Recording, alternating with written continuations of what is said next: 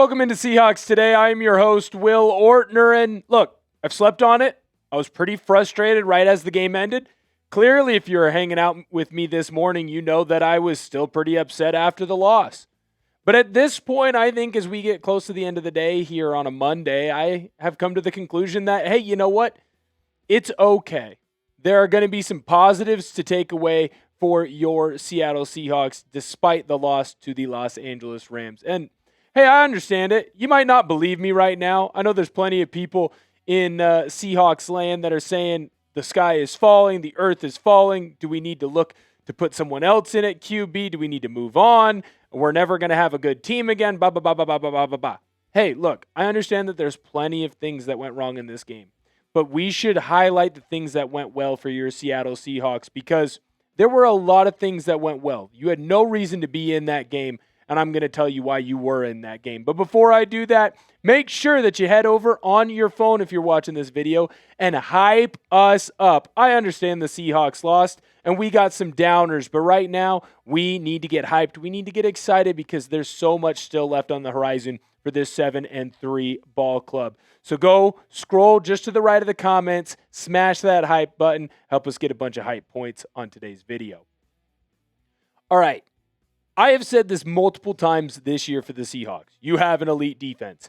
And I don't think any game highlighted that more than your game against the Los Angeles Rams in NFL Week 11. Now, obviously the game didn't go your way at the very beginning.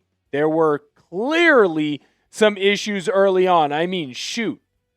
When you go through back in the play-by-play, look at it through drive by drive by drive in that first quarter, it really was set up to be a butt kicking for the Rams against your Seahawks. I mean, just look at these drives through the first quarter.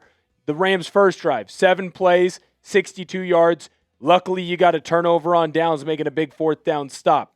Then Darnold throws his first of 4 interceptions in the game. Bang, bang, boom. They go down and they scored. Now, albeit the Rams got the ball, they started that drive pretty darn close to your end zone. Seattle made them good all the way to that fourth down before they were able to get in with Kyren Williams. And then, of course, that last drive, that was the most frustrating drive of, I think, the entire game. You get him in a 1st and 20. Matt Stafford runs a tight end screen to Higbee, and he goes off for 23, and they just march, the Rams do, down for a touchdown. 139 yards. I did the math in that first quarter, and 2 touchdowns for the Rams. It looked like the defense was fraudulent. It looked like the offense was fraudulent. I honestly was sitting here on stream saying, wow, the Seahawks might get absolutely boat raced. This game is going to be brutal. And then something happened. Mike Macdonald made a couple of adjustments. The players on the field made a couple of adjustments. And then I think this tweet from Hawk Blogger really highlights how well your Seahawks played. The Rams had 105 yards the rest of the game. The Rams got over 50% of their yards in the first quarter. They got 14 of their 21 points in the first quarter, one of which was set up by an interception that you had by your quarterback early on in the Seahawks' first drive. They only got points on one drive. One after that first quarter.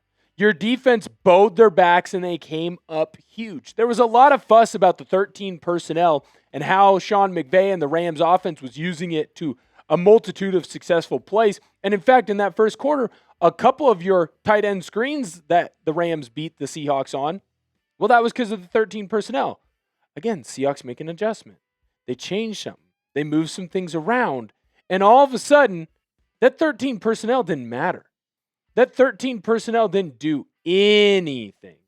That 13 personnel, man, it wasn't good enough to beat this defense. And some of it's because of this guy and the rest of his crew that he had moving forward for you. Byron Murphy was a hellraiser in this game. He was in the backfield constantly. Now, I know the tackle numbers don't jump completely off the screen, and aside from a nice play on a running back screen in the backfield, Byron Murphy didn't have any TFLs, but he was constantly creating havoc in the backfield, making things difficult for Matt Stafford and for the rest of that Rams rushing attack, Kyren Williams as well.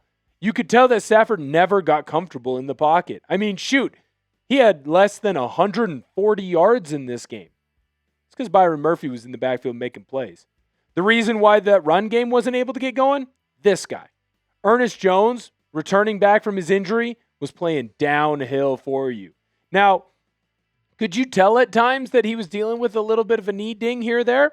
Maybe. I think there's some arguments to be made that he honestly looked healthier than ever. I was very impressed with Jones's game again. He did well in coverage. He led your team in tackles. But more importantly to me is he didn't miss tackles. He was making plays. He wasn't a step behind. He got in multiple times on Kyren Williams, getting him down to the ground early, getting Blake Corum down to the ground as well. And then, of course, doing a great job in coverage because you needed him to when the Rams went to 13 personnel. Honestly, when I go and I look at this game, the first quarter, yeah, Sean McVay won. In the matchup between Mike Macdonald, Sean McVay won. But I'm wondering, and I want to ask you this. Did your head coach, Mike Macdonald, figure out the Rams offense after the first quarter? In fact, I'm telling you, Mike Macdonald figured out the Rams offense after the first quarter. Do you agree with me? Say true in the comments down below. If you disagree, say false. Look, it took a little bit. Your Seahawks defense, they had to figure everything out. They had to get going. Nick Eamon-Warrior had to understand how he was going to cover the tight ends. Ernest Jones had to figure out how the Rams offense was going to get rolling. I mean, Kyren Williams had multiple big runs, 2 30-yarders in that first quarter. But after that, it was done. You stopped this Rams offense from being able to roll. Sean McVay's offenses do their best when they are on time and they're marching down the field. You didn't let them do that. You shut out the Rams basically the rest of the way if it wasn't for a bad interception late in this game. This defense is really freaking good in Seattle. And for a team that had 4 turnovers on the offensive side of the ball, the only reason you were in this game was because of how well that defense played. You have a Super Bowl type of defense in Seattle. We should cherish that a little bit.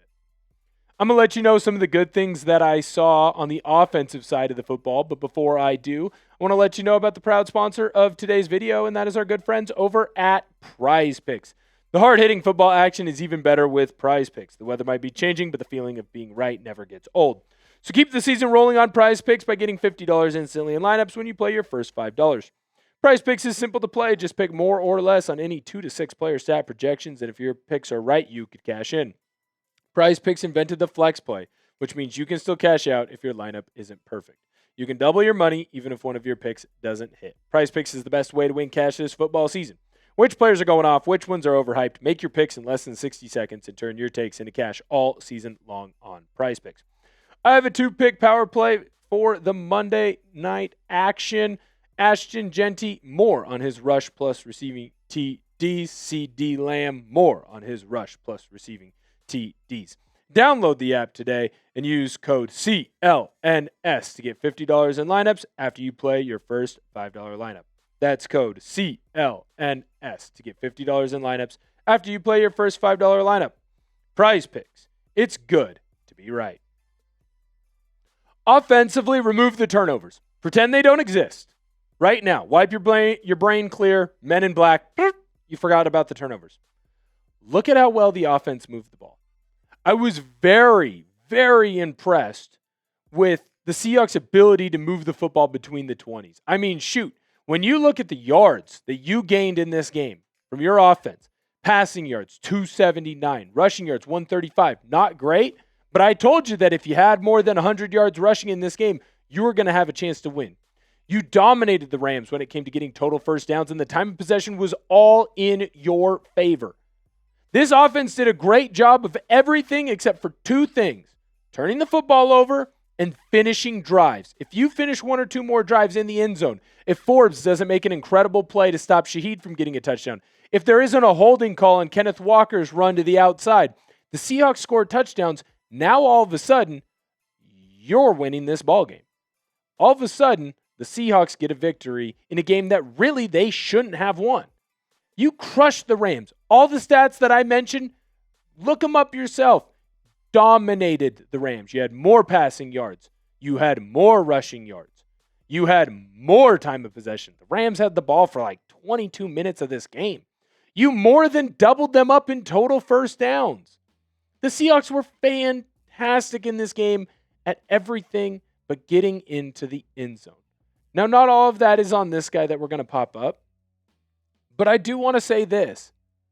Despite his 4 turnovers, which plenty of people, myself included, have mollywopped him for. So I'm not going to do that.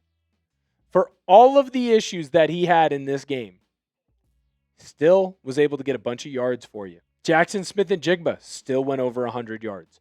Kenneth Walker still had a good game. You're mere inches away from Cooper Kupp having a touchdown catch in that first half. I mean, shoot, that ball just barely hit the ground. Despite the 4 turnovers that Sam Darnold threw, you were in this game kicking a field goal at the end of the game with a chance to win it. There's no reason the Seahawks should have been in this game.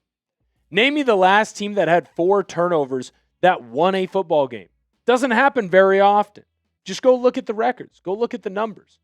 But I'll tell you right now, the fact that the Seahawks were in this game against a team like the Rams, by the way, most people are saying is the best team in the NFC. I've heard it from a lot of experts. It tells me that this team is better than we realize. You shut down Matt Stafford. Not many teams do that. Even last year, the Eagles didn't shut Matt Stafford down. They just scored more points, right?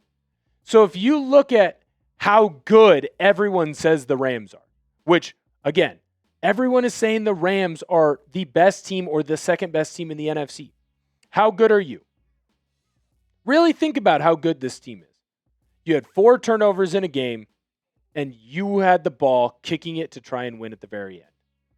Tells me you're pretty darn good. And I think we're going to have a good shot at getting a victory in that rematch against the Rams in Week 16 on Thursday Night Football. I really do. I think the Seahawks, I really think we're going to be okay. Are you going to be positive? Are the Seahawks going to be okay? Let me know down below in the comments. Is it all doom and gloom for you? Or are you looking at me and you're saying, hey, Will's got something smart to say, and I think that the Seahawks, they're going to be okay. They're going to beat the tar out of the Titans. They're going to set themselves up for a position to retake the NFC West crown, and who knows, maybe be one of the top teams in the NFC.